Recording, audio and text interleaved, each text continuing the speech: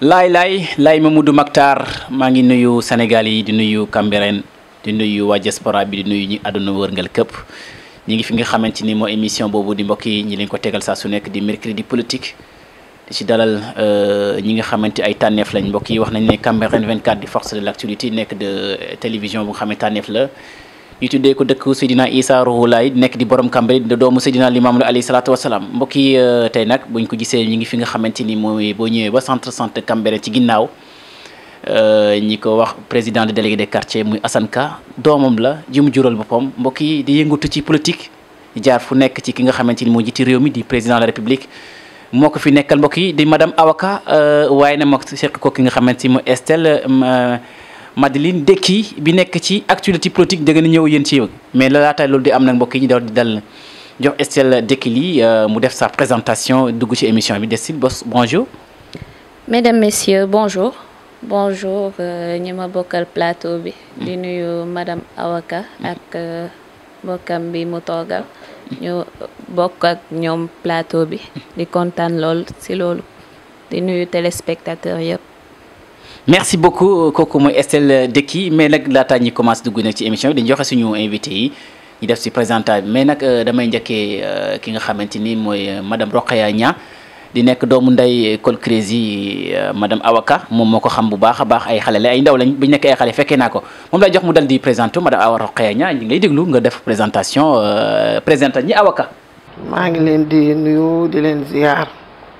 di leen laaj seen jàmm ak seen jàmm yaram. ginnaaw bi ma sante yàlla julli ci yonent bi sant sama ñaari waajur di sant sama borom kër Awa li may wax ci moom damay wax li ma xam rek waaye du jeex ndax yàlla boole nañu ñu nekk fii ci Cambérène mu nekk nit koo xam ne nag nit ku sincère la wóor na am na diine nekk nit ku baax jaboote ñépp nag ñu bokk benn koñ jëlloo yàlla dogal mu am cofeel ci man lool ma bëgg ko lool it ma xam ko ay gaañu baax nag qualité yi ma ko gisee moo tax ma téye ko xame ko kuñ kër Moustapha Diop muy càmmiñam gëm fay ak Kumba Saw soxnaam ma xame ko soxna suñ naan na koy njaay ak waa këram yàlla def mu téye ma nag téye bu baax nag téye bu rafet nag ñu dugg ci politique nag di ànd di dem di ñëw ak koñ bi ñu dëkk ñépp nag ak seen kër gii gis ko mu téye papaam nag téye bu rafet ak way juróom yi soxnaam ak i rakkam loolu ko gis ni rek di nga war a mën a am fit pour mën a dend ak moom wala ngay mën a ànd ak moom te lépp lu mu la wax tey ba ëllëg ci loolu lay dox mbokk yi ñi may leen ko foofu kooku mooy madame Rokhaya Niang moo doy waxal ki nga xamante ni moo ñuy wax kan mooy madame Awa Ka lépp lu mu leen wax dana ko def léegi dañuy dal di ko jox une présentation yaay booy salaamaaleykum sénégalais yi ngi lay déglu diaspora bi waa Cambérène waa adduna bi ñu ngi lay xoolaan fi nga xamante ni mooy Cambérène 24 force de l'actualité defal sa présentation yaay booy. auzu billaahi mina sheytaani rajiim bismillaahi rahmaani rahiim maa ngi sant yàlla di sant Seydina Limaamu alayhi salaatu wassalaam di ziyaare borom dëkk bi Seydina Issa Rouhou Laye di ziyaar sang yi fi nekk yëpp yi dëkk Cambérène si Seydina Issa bu Baye Abdoulaye jiite leen maa ngi leen di ziyaar mboolem ku dëkk rek Cambérène kilifa diine yi kilifa aada yi ak ñëpp ak ñi nga xam ne maa ngi bokk ak ñoom politique ñi ma bokkal parti ak ñeneen ñi ma bokkalul parti yëpp maa ngi leen di nuyu ku ci ne maa ngi lay jox sa wàccuwaay di la wax ni yaa ngi sama xol yaa ngi sama xel. jërëjëf kooku mooy madame Awa Ka mbokk yi responsable politique APR ci fi nga xamante ni moom mooy Cambérène nekk mën nañu wax daal lan mooy xaritu président Macky Sall mais mbokk yi dañ dugg lool ci biir émission bi yaay booy sama yaay la mbokk yi kan mooy Awa Ka. Awa Ka de bu ma ko dee wax jaam yàlla la rek boo xam ne mu ngi juddoo Cambérène maa ngi juddu Cambérène en 1965 le 10 septembre yàlla def maa ngi juddoo ci urumu Seydina Limaamu ndax Seydina Mandione moo yar sam papa mën naa wax ne moom moo ma tudd kon soriwuma kër gu mag santuma ca wante am naa ci wàll ñu yar ma ci diine ma nekk ak sama papa parce que yàlla dafa def xamuma sama yaay sama maam moo ma yar te sama maam ku nekk xam nga ko ndaxte magam bi doon ànd ak sëriñ yi yoroon kër ci biir kër gu mag muy Kaalidu moom mooy magam moom moo tax ñu ñëw fii ñuy sant yàlla ci lim ñu boolee ci waa kër Seydina Limaamu alayhi salaatu wa salaam dëkk Cambérène jàngee fi alxuraan def sama cycle primaire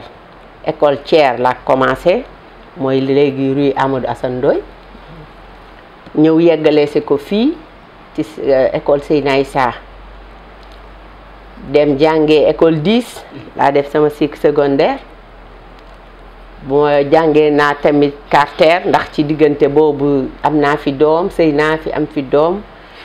def sama formation professionnelle comme comptable IFP kooku daal moom mooy Awa Ka. kooku mooy Awa Ka. waaw kañ nga dugg ci politique. politique nag teeluma ci dugg mais du ma wax ne xaw ma woon politique ndaxte je suis élève PS. ndax parti socialiste. parce que kin ma bàyyele moo doon Liba Seck yàlla na yàlla dolli ay leeram. amiin. maa ngi ziyaare waale waa këram yëpp di ziyaare tamit soxnaam bi nga xam ne sama yaay la woon moom tam mu génn àdduna di ziyaare waa këram yëpp. nekkoon naa élève PS mais mosuma dugg ci politique te li ma booleeg politique tam mën naa wax ne PDS suñu kër la commencé fii Abdoulaye Wade suñu kër la njëkk teg tànk. parti démocrate sénégalais. waaw mais sama tante sama soxna papa moom moo fa nekkoon. ñu nekk xale seen biir képp koo xam ne membre PDS nga rek nekkoon ci kilifa ku nu miinoon la ku nu xamoon nga bokkoon naa ci xale yi ñu doon yónni ñuy dem ak a ñëw mais mosuma def politique ndax dama doon wax toujours jamais du ma def politique ndax xaw ma woon réellement lan moo nekk ci politique ndax tur bi rek laa déggoon tur bi nekkul woon lu ma neex. nekkul lu la neex. ma ne dama doon wax ne di waat sax di wax ne duma ci mës a bokk. yàlla def ñuy dem di dem ba en 2008 bi problème mu président Macky Sall yi amee maa ngi ko doon suivre assemblée ak yooyu yëpp am na sax fu nu njëkk a tase man ak moom mouvement bu mu defoon pour jàppale président Abdoulaye Wade demoon naa fi lu ñu doon def si CICES ay nit woo ma ci ma dem bokk ci taxawul woon ma xamante ak moom. ba ñu demee 2008 sam benn xarit Seynabou Ndiéguène moom mooy PCA Petit Tremble maa ngi koy ziyaare de passage moo ñëw fii benn bés jël si ma ne ma dafa am fu ma lay yóbbu ma nekk foo may yóbbu mu ne ma dafa am ku la soxla ma nekk fan la mu kii ma rek xam nga Seynabou nit a xaritam bi may dem takkuma sax ay jaaru mu dugal ma ci otoom ñu dem ba yegg foire ma nekk fan lañ jëm mu ne dañuy dem ci président Macky Sall. fekk Macky Sall dama ko daan gént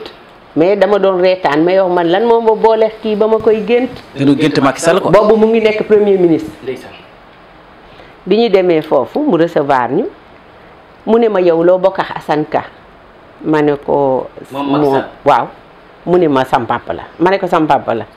mu ne ma ana soxnaam Maaro ma ne ko mu ngi fi mu ne ma dan bokkoon LD.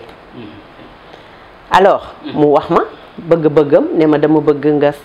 jàppale ma pour taxawal ma Cambérène ndax damay waaj a def sama parti ma ne ko mu ne ma waaw ma ne ko ma de mosuma politique mais dama am kilifa su ma demee waxtaan ak sam papa su fekkee ne may na ma loolu dinaa def mu ne ma bu fekkee ne loolu daal am na dinaa ko bëgg te bu amee chaque jour na nga ñëw ci siège bi ndax dañ fiy tase toujours yàlla def ma ñëw wax ko sam papa mu ne ma loolu amul benn problème te xam naa ne mën nga ko def jàppale ko ndax moom kat nit ku baax la balaa may dem foofu ma dem ba ci Seyna Laay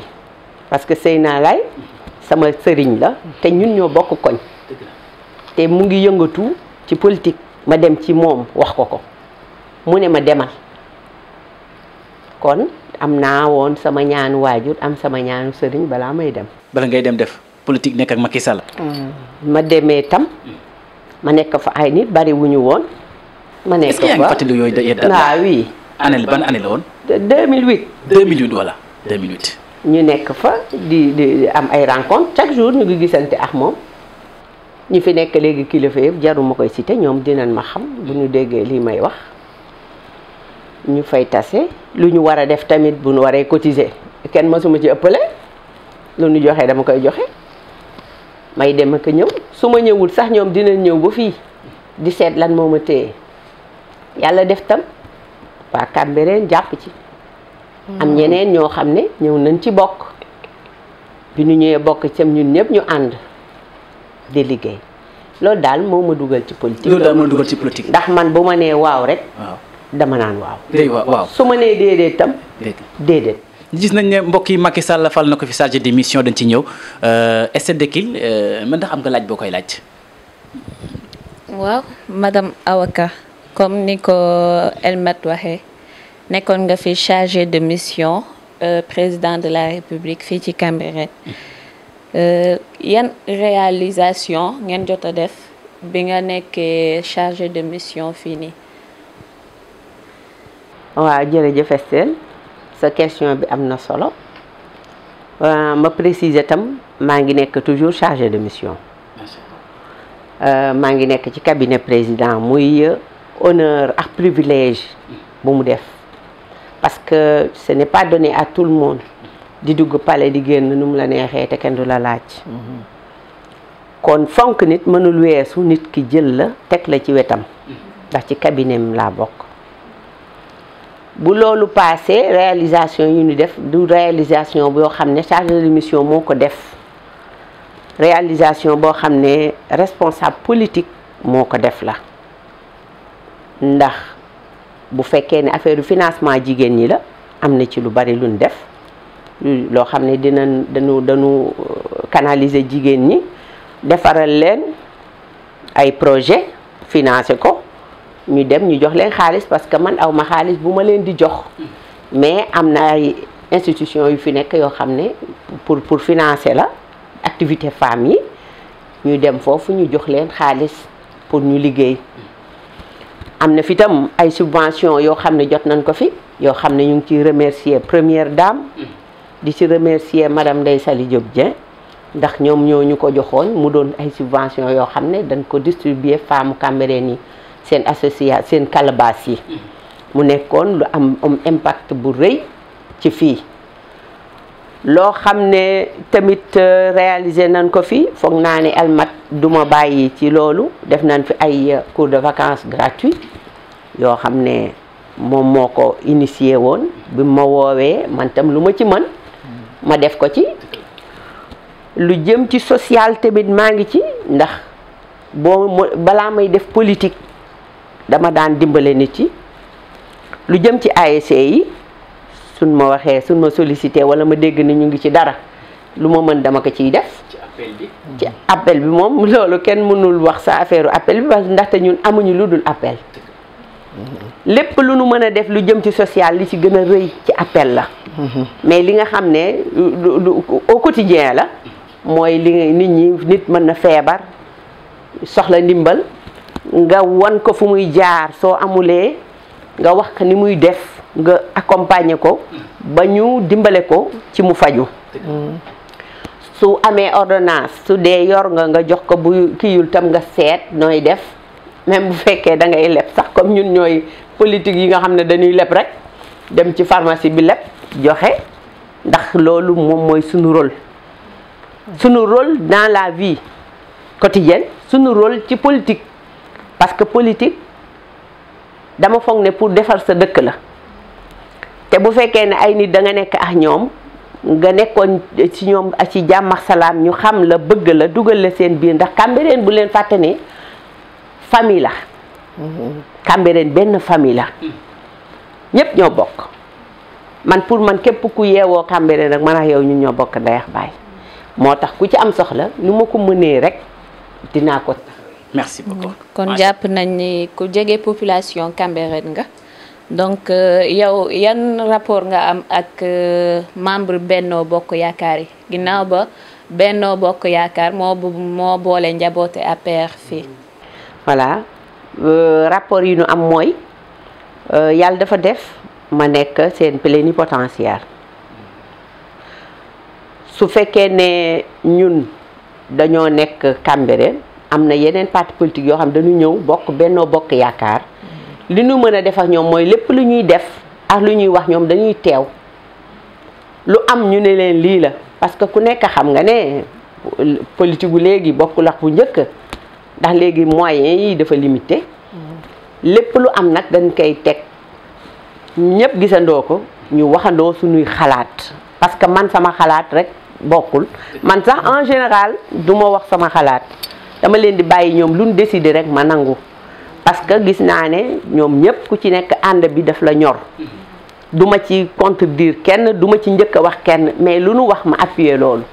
parce que ñun ñoo ànd di liggéey. yéen a ànd di liggéey mais ginnaaw Benno Bokk Yaakaar yan naka nga saytoo situation politique bi fii Cambérène ak parti opposition bi. xam nga Cambérène li ma lay wax rek ñun ñëpp ñu ñëw opposition bu farouche amu fi. parce que dañu xamante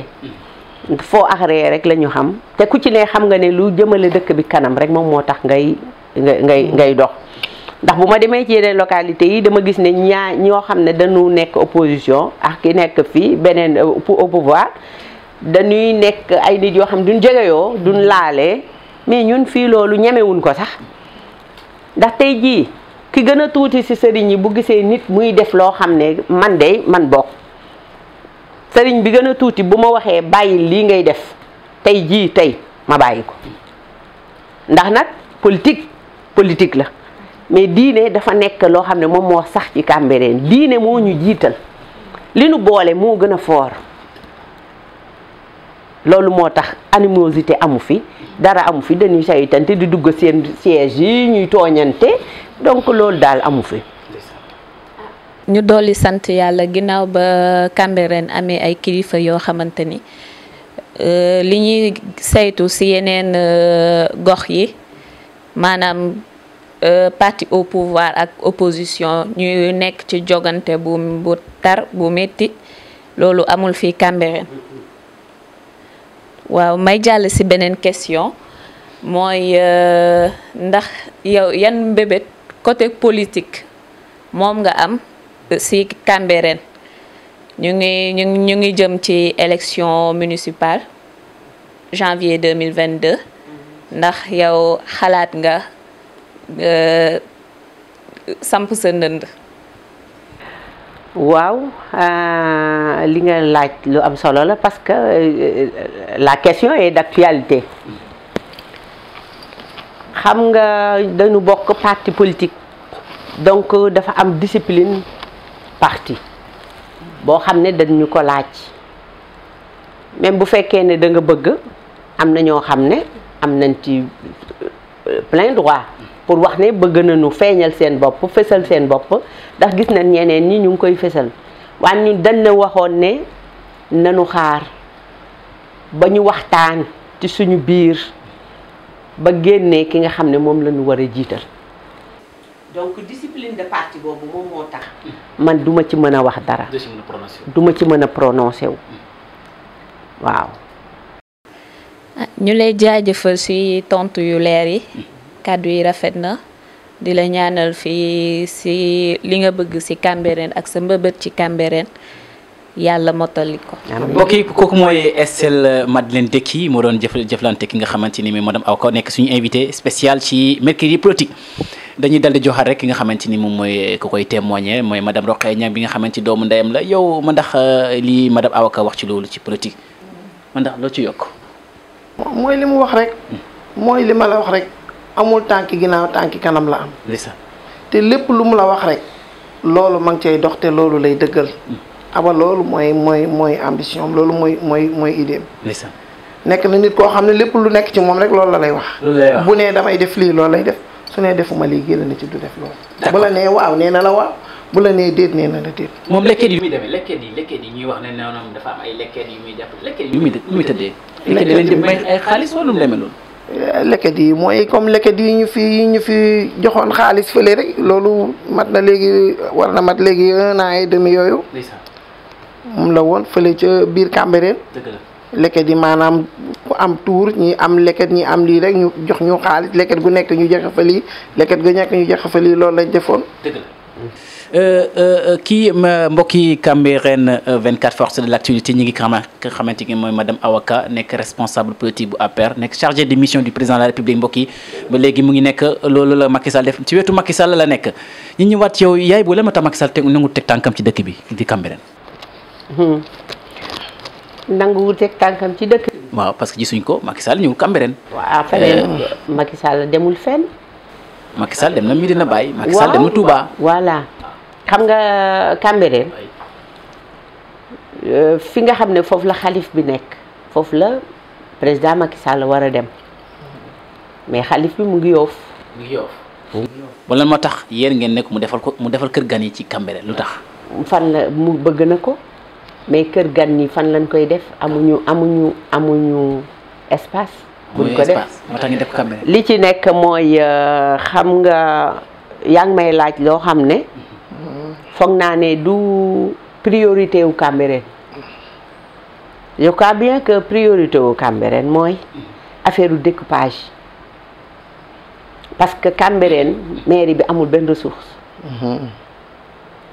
ndax marché yi ngay gis fii Gueule Tapée ba fii amul benn bu ci Cambérène moom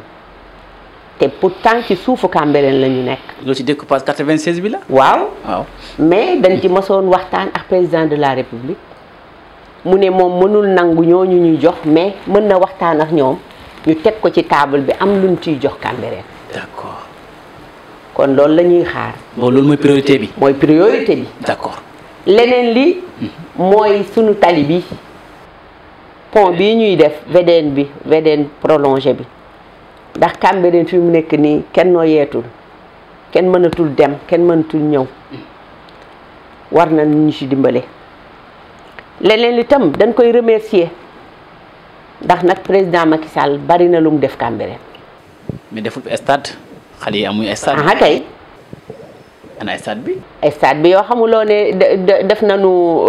kii bi lancement bi ba pare. joxe nañu marché bi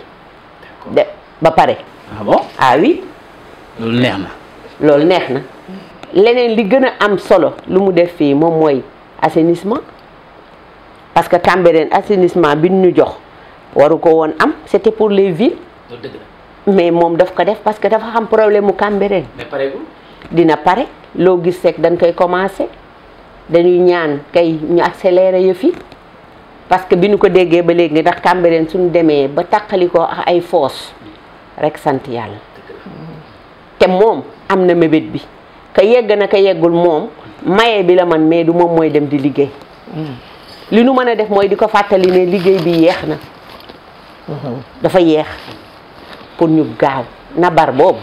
Cambérène soxla na nabar embouteillage bi bëri na. mais bu dul loolu amuñu ñun luñ koy reproché. amul lu reproché président déedéet. d'accord. dañ koy wax kay na dolli. mu dolli. ndax xale yi am na fi xale yoo xam ne ñu ngi nekk fii ci politique bi. am na ci ñoo xam ne jël nañ leen jox nañ leen liggéey peut-être dañoo bëgg Cambérène mu am ay poste de responsabilité. très bien. yoo xam ne ñun bu ñu soxlaa dara ñu dem ci ñoom parce que Cambérène amuñu député amuñu PCA amuñu directeur amuñu te xale yi fi nekk ay diplôme la ñu yore xale yu jàng rek ñoom ñoo fi nekk ñun loolu la ñu bëgg président dimbale ñu ci parce que bu fekkee ne ñun ñi nga xam ne ndax Cambérène ma wax leen tam ñaari chargé de mission la am bu fekkee ñaari chargé de mission la am te chargé de mission ku nekk xam nga ne dooleem bariwul ci ñi fi nekk cadre yi fi nekk bu leen joxoon loo xam ne ñun bu ñu amee soxla ci politique ñu dem foofu ñooñu jàpp ci dina baax loolu daal la ñu bëgg mu def ko mais bu dul loolu moom lépp loo jëm xam ne jëm na ci suñu diine et tout vraiment mu ngi ciy jàpp leneen li nga xam ne comme li nga wax léegi projet bi ngay wax ne pour maison gan yeex yooyu aéroport bii mën nañ ñu cee jox loo xam ne dinañ fa def musée boo xam ne def fa ay bindu waxtaanu diine laayeen loo xam ne bàyyi nañ ko fi lu fi Seydina Limaamu alayhi salaam bàyyi ay bindam ay doomam yi ay sëtam yi yëpp loolu war nañ ko am à côté de foofu mën nañ fa am salle de conférence ak yëpp parce que xam nañ ne jàmmalaay xat na léegi xat na ndax habitation yi jël nañu lépp te dinañ dem ba nga xam ne buñ dee def appel te loolu rek lañu am dina xat loolu tamit bu ñu ci mënee wax ak moom ba loolu am man daa foog naa ne loolu moom mooy feebaru Cambérène loolu mooy lu feebaru ba tey madame Awa Ka lañ nekk fi nga xamante mooy Cambérène 24 force de l'actualité ci émission mercredi politique laaj bi mooy laaj bi yow dugg nga ci sax xaw nga ko cox tuuti mooy ay responsabilité ngeen bëgg lu mel ni député wala lu mel ni ministre wala mel ni directeur général d'une société gis nañ ne Macky Sall loolu depuis 2012 ba léegi joxul ci Cambérène loolu maanaam technique ci bët ñëpp lan loo jàpp ne loolu moo waral loolu. man de wax dëgg ne yàlla mënuma wax lii moom moo tax bu fekkee ne nag ci sunu ngëm-ngëm la dañuy wax ne yàlla moo ko tuddagul mais du ñàkk yëg Cambérène dañuy wax ne yàlla moo ko tuddagul te Cambérène liggéey na lu mu amee loolu Cambérène liggéeyal na ko lu mu mën a amee lépp ndax nag bu leen fàtte ne 2012 Cambérène 85,12% la gagné élection présidentielle bi jàll région de Dakar Cambérène rek moo fi am 53%. Cambérène kese moo fi jàll la moyenne kon mérité nañ ko wala mérité wuñ ko élection yeneen yi fi am yëpp Cambérène Benno Bokk Yaakaar mosu fi perte kon mérité na ko léegi nag comme moom moo yore décision yi suñu kàddu de bu mënee yegg ba ca moom te ñu ngi koy wax tam tout le temps ndax ñu responsable politique yi saa yu ñu waxtaanee loolu la ñuy waxtaanee saa yu ñu mësee am ak moom audience wax nañ ko ndax jox xale yi liggéey na jox responsable yi nga xam ne yore nañ ay diplôme mu jox leen ay poste de responsabilité yoo xam ne dinañ mën a dimbale base bi parce que nag politique base moo ko yore loolu daal moom moo ci nekk. dëgg la madame Awa Ka ba tey Estelle Madeleine Dekki laaj na la ko ci local 2022 yi ñu jëm nii mu élection locale yoo xamante yaa ngi wax ne parti dafay am discipline te mënoo ci prononcé wu mais gis nañ ni seen coalition bi kooku di Ibrahima Diongadi Gazou nee na moom day nekk candidat loolu ban jàngat ci am ci et puis nga boole ci maanaam Cambérène bëri na candidat koo gis mu ne man candidat la ci mel ni Imam Libaas Faye ki ci mel ni Mamadou Ndoye Sarr yéega fësal na ne day nekk candidat xaw na sakkan ban jàngat nga ci am en tant que nga bokk ci parti bii di liggéeyal Macky Sall fi nga xam ne mooy Cambérène. waaw xam nga politique moom ambition la ki nga wax ne ki nga tudd léegi Gazou mu wax ne dafa bëgg nekk candidat am na ci droit légitimité am may na ko am na keneen Mame Gueye légitimité am may na ko kon ñooñu kenn mënu leen reprocher lool te nekk nañ nit yoo xam ne bëgg nañ Cambérène léegi nag ki nga xam ne moom la ñuy jiital loolu ku ñu jiital loolu ci parti bi lay jóge ci kaw lay jóge mais du ci ñun parce que ñun mënuñu def loolu am na leneen lu fi ne ñeneen ñi nga xam ne tamit dañu bëgg nekk maire am nañ ci droit parce que Cambérène lañ dëkk ku dëkk Cambérène rek bu la neexee nga laaj ko loolu ku ci ne am nga ci droit ndax ku ci ne sa yéene ngay demee yaakaar naa ne seen yéene bu baax bi nu am ci Cambérène moom moo tax ñu ne dañu bëgg a nekk maire doon maire buñ ko mënoon def fukk ñu jël ci fukk. waa nag maire benn rek lay doon. maire benn lay doon. yàlla na nu yàlla jox ki gën. amiin yaa rabbi amiin mbokk yi yéen a ko gis kooku mooy madame Awa Ka chargée de mission du président de la République parce que chargée de mission bi nag tey leeral nañ ko foofu nga xamante ni mooy Cambérène 24 nit ñaa ngi wax ne Macky Sall ba mu dine poste premier ministre de nekkatoo chargé mais tey leeral nga ko mbokk yi leer na nañ ñi madame Awa Ka ba tey chargée de mission du président Macky Sall. waaw ak soxna Assoulaye Thiaw mooy doomu xalifa général de Layène. macha allah mbokk yi ba tey ñi di xool Estelle Dekili mu ñëw yéen ci actualité politique bi dans quelques minutes acca.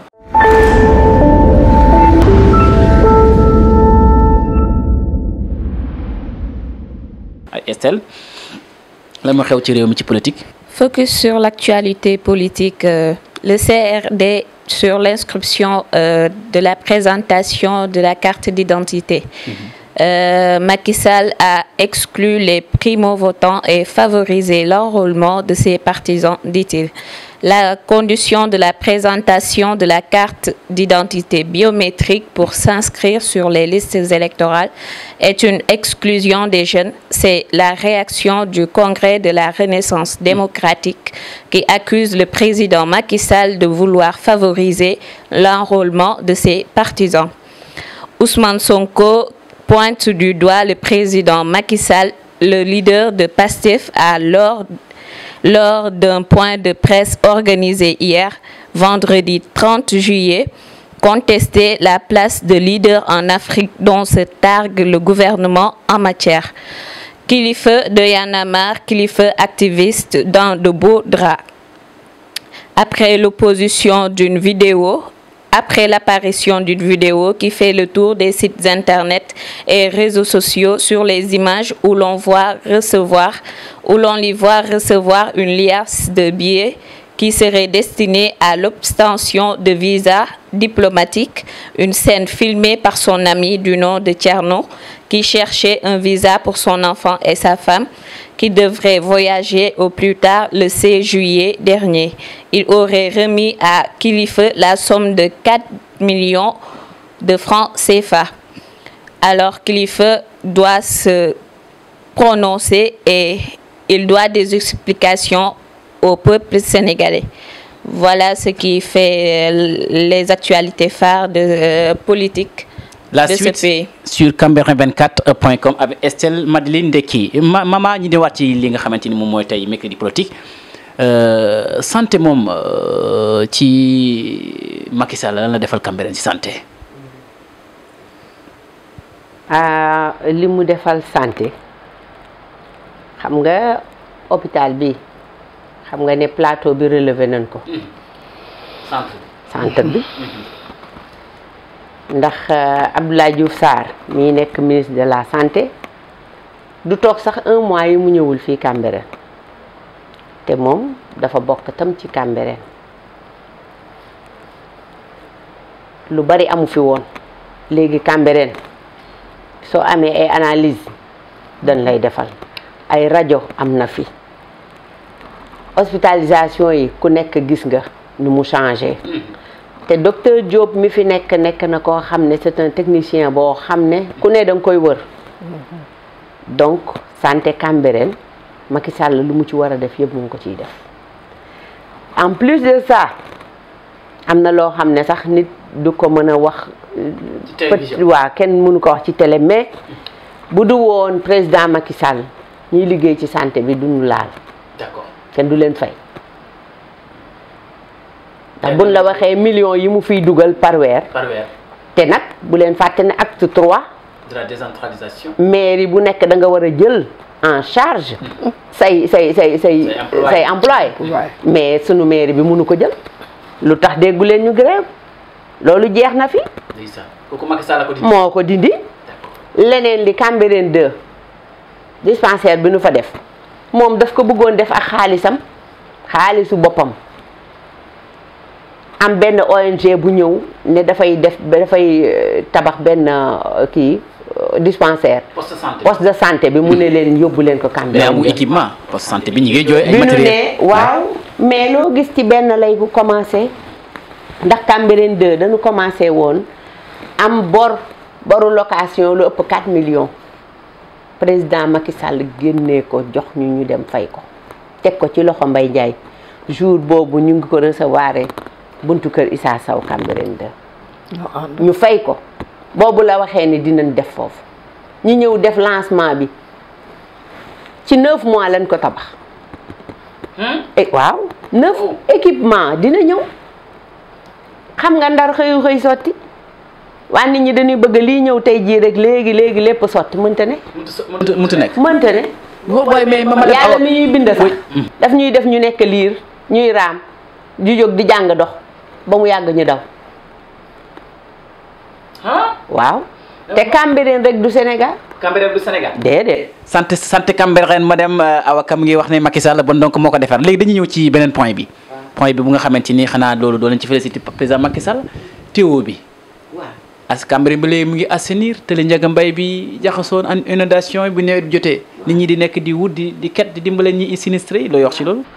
xam nga yaa ngi ñëwaat ci li ma waxoon ndaxte bi ma lee may nañu assainissement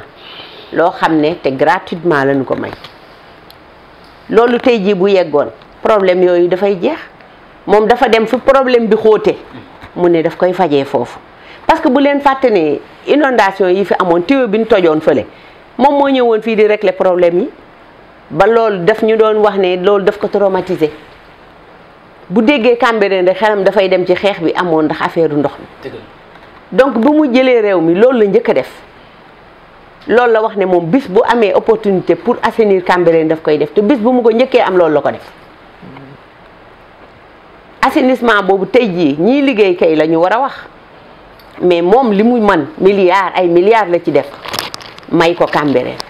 ku nekk dañ lay may nga ñëw ba fii doo fay dara xanaa liy branché sa biir kër loolu kese moom ngay fay liggéey bi nag la ñu wax ne yéex na parce que nag ñu ngi dugg ci nawet te Cambérène dafa daj lu bari sama xel mu ngi ñëwaat ci xale yi nga xam ne ñàkk nañ seen bakken ci taw yi kenn ñaanul yàlla loolu amaat parce que nee naa la Cambérène benn famille la lu dal kenn rek keneen ki dina ko yëg bëgguñu woon loolu fekkaat ñu fi ba fi mu nekk nii yaakaar naa dina jël ay précautions yoo xam ne dina teg ay pompe fépp foo xam ne dina doon taa ndox ñu jóg ci ndax nawet kenn mënu koo gàttandu kenn xamul kañ day ñëw yàlla moom ndoxam saa yu ko sottee rek léegi temps bi moo ñu bëgg a xooj dama lay laaj ci maison de la femme bi ngeen waroon inauguré te Ndeye Saly Diop Diam te doomu ndaw inauguré gul ko ba léegi lu waral loolu waaw xam nga jour dañu jàppoon jour pour inaugurer ko tasanteer jour boobu président di dem Malika te moom dafa waroon dem foofu te xam nga président bu muy dem fa fii la jaar Cambérène loolu moo taxoon ñu reporté ko mais préparé woon nañ yëpp pour inaugurer ko xam nga tabax moo gën a metti inaugurer waaw inauguré moom ku nekk boo sañoon di nga def ñu utiliser ko waaye nag contre temps ba pare léegi gis nga ni mu demee pandémie bi kenn mënul def benn manifestation te boobu yëgaloon nañ ko ñëpp am na ñoo xam ne sax yëgunu woon report bi dañu solu dem ba foofu fekk ñu reporté ko waaw léegi lan ngay xalaat lan ngay wax ci waa Cambérène 24 FM Cambérène 24.com Cambérène 24 TV boole seen plateforme bi yëpp tuddee la seen bésu inauguration bi mu nekk organe de presse bu bees taq nekk ci rond point Chérif El Hadji Abdoulaye Thiaw Laye xalifa général de Layène ci au cœur de Cambérène ñi tuddee la seen bés bu màgg boobu yow yaay marraine d'honneur Sénégal yëg ko diaspora bi yëg ko néew fi di taq Awa Ka mooy ko suñu kii looy wax ci loolu xanaa kontaan ci rek bég ci lool muy honneur ci man tey ñaan yàlla jëmale ko kanam ni ñu defoon ba yaakaar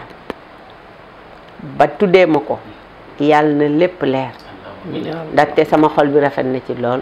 di ci woo ñëpp tam képp koo xam ne gis nga seetaan nga lii rek loolu moom mooy sa woo sa convocation mooy sa invitation pour ñu ñëw ndax xam ne lu jëmale Cambérène kanam rek di wone sunu Cambérène ndax Cambérène dafa nekk loo xam dafa war a génn te dafa jot loolu moom rek na ci ñëpp ñëw ñëpp jàpp ci ñaan tam parce que ñaan moom moo yor lépp xam naa ne ak pandémie bi dina xaw a doy waar waan ku mënul ñëw tam fa nga toog na nga fa toog ñaan rek yëf yi jëm kanam madame Rokhaya Niang sa kàddu gu mujj ci invitation bi waaw xanaa sant rek ak kontaan kontaan lool te di leen sant bu baax di la sant ndax yow lii démb la du tey. dëgg la. Elmat da nga nekk suñu doom nag. ndeysaan. ñu daan ànd fu nekk nag di lijjanti. wallaay dëgg la. di dem di la jàppale Awa di la jàppale ñuy ànd ci lépp nag. ndeysaan. dan lay sant rek. macha di lay sant bu baax di sant ñi nga àndal di leen gërëm. dëgg la. di leen ñaanal ca kaw ca kanam. yàlla def jàmm ci dëkk bi. amiin yaa rabbi. def ko ci àddina bi yëpp. amiin feebar bi yal na ko fi yàlla jëlee. amiin yaa rabbi. te yàlla bu mu fi amati bu ko fi jëlee ndax mën na ko. amiin am na ko mën na ko. amiin yaa rabbi. waaw di sant nag sunu Awa mii rek di ñaan yàlla yokk ko rek. amiin. ndax su ko yokkee ñun ñëpp dinañ ko yëg nag. jërëjëf. wax dëgg yàlla nag waxul kenn dara. ñu ngi ñaan rek di ñaan nag Macky Sall geesu ko nag. dëgg la. ndax nag amuñu kenn ku dul moom nag. dëgg la dëgg la. di ànd ak moom nag fu nekk. te tànqam luwul daaray Macky Sall.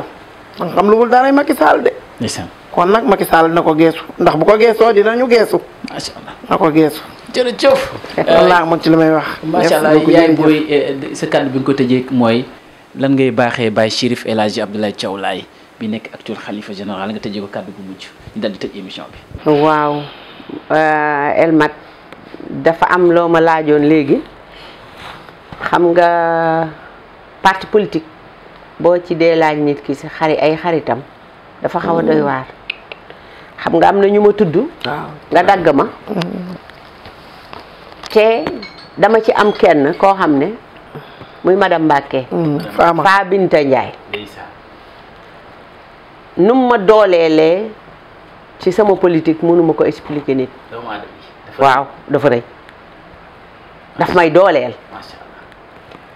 keneen awaña deuxième questeur sama xarit la. l'Assemblée nationale. waaw sama xarit la. di ko ñaanal yàlla. li nga ma wax ñu tëjee ko ci Baye Abdoulaye balaa loolu tam dama la wax ne jeunesse su Cambérène dama sentir ci ñoom ni nu taxawee actuellement pour defar Cambérène yàlla na leen yàlla jàppale. amiin ndax ku ci ne yaa ngi takku rek pour Cambérène jëm kanam kon Cambérène dafa toll ci foo xam ne fu mu war a kiyee la. fu mu war a ubbeekoo fu mu war a baaxee fu mu war a développer fu mu war a émerger foofu lan toll te xale yëpp mënuma lim ñëpp mais ñoom ñëpp lu ñuy def maa ngi leen di suivre ci réseaux sociaux yi di ñaanal suñu sëriñ yi fi nekk tam ñoom ñu ngi ñu encadré xale yi bàyyi leen ñuy def politique bàyyi leen ñuy defar dëkk bi yàlla na leen yàlla jàppale di ñaan xalifatu muslimin Baye Abdoulaye Thiaw yàlla na ko fi yàlla yàggal yàlla yokk wéram ak képp koo xam ne njabootu maam Baye Laay nga rek topp ci ginnaaw Baye Abdoulaye Thiaw yàlla na la yàlla jàppale mu am nag bis bu ñuy dëgmal muy bésu saayibul kiram sama maam Njoon muy le 6 vendredi ñaan yàlla muy yóbbu nu ci ak jàmm salaam yàlla defar yëpp yàlla gën a téye Thiaw Laay gën koo dëgëral parce que lu yaayam doon def lépp ci ñaanu maam Njoon boobu moom mu ngi taxaw di def plus kon yàlla na ko yàlla dimbale yàlla jàppale ko may ko wér ak gudd fan maa ngi ñaanal ñëpp ñu ma bokkal parti politique mënuma leen lim ñoom ñëpp wan il faut ma seppi ci soxna Asulaay ndax sama mbokk la sama xarit la sama confidente la te nit ku baax la ñëpp maa ngi leen di nuyu Cambérène yëpp di sant bu baax sama waajur bu góor Assane Ka sam papa mënuma ko fay dañ koy ñaanal rek dañ koy ñaanal yàlla yàggal ko suñu kanam di sant sama rakk yi ndax umpale woo ne ñaari rakk yi góor laa am ñu ma bokka ndey ak baay lu ma mën rek ci politique ñoom ñoo ma ko mën loo ndax seen dañ may wax sama suñu alal ji ngay jël di ko politiquer pour lan la mais bàyyiwul ma benn yoon lu ma def rek ñoom ñoo ma ko mën loo ndax bu ma nee bëgg naa joxe ceeb wala bëgg naa joxe suukar ñoom ñoo génne seen xaalis jox ma fu may dem ñoom ñoo may jox seen oto yi dawal naa ko ba mu yàqu ndax dem politique kon maa ngi leen di sant maa ngi sant sama doom yi di leen ñaanal di ñaanal Cambérène yëpp yàlla na fi yàlla def jàmm yàlla jële fi corona tey wax nit ñi nañ dem ñàkku ji nan dem ñàkku ji tey takk masque yi di laal gel yi ndax feebar bi yàlla moo ko fi indiwaat nag nit ñi mën nañ aar seen bopp xam nga dem ba daanu ci xare ñu xam ne ci xare nga daanoo wante toog fagaruwoo feebar ñëw ci yow da ngay am gàcce dëgg la loolu rek laa am loo wax El Mat te di leen ñaanal yéen ñi amiin yaa rabbi. maa ngi leen di ñaanal yàlla def leen ay mag maa ngi leen di ñaanal yàlla defar seen ay aajo sàmm leen ngeen dem ba am ay télévision am ay rajo yàlla mën na ko te yéen a ngi liggéey pour loolu yàlla dina leen ko def incha allah il faut persévérer rek macha allah yàlla defar ko. jërëjëf. Esther Dekil Madeleine. Merci, chers téléspectateurs, de nous avoir suivis. Je remercie aussi Madame Awaka et Madame son Rokhaya amie Nia. Rokhaya Nia. El Mat, je vous remercie. merci beaucoup mbokk yi lii mooy Mercredi Politique avant ma la ko tëj maa ngi gërëm suñu directeur technique bi di Samba Diop di gërëm suñu ingénieur en son di Alphonse Mendy di gërëm staff bi di Ousmane Killa Ousmane Ndour di gërëm administration bi ci mel ni Awaña ci mel ni Sadio Abdou Sall di ci nuyu Seynabou Gueye desk sanitaire mbokk yi lii lañ leen indiloon fi nga xamante mooy Mercredi Politique ji ngeen ki nga xamante mooy doomu ndey Col Crazy bi di madame Awaka mi ngi Macky Sall daal war na ko may oto war na ko taxaw war na ko fal mbokk yi loolu mooy dana génn tey di mercredi ci kàttanu yàlla suñu borom moom lañ daloon ki nga xam ne madame Awaka chargée de mission du président de la République ci fi nga xamante ni mooy Cambérène 24 force de l'actualité ci beneen numéro fi nga xamante mooy Cambérène 20 merci beaucoup à la prochaine.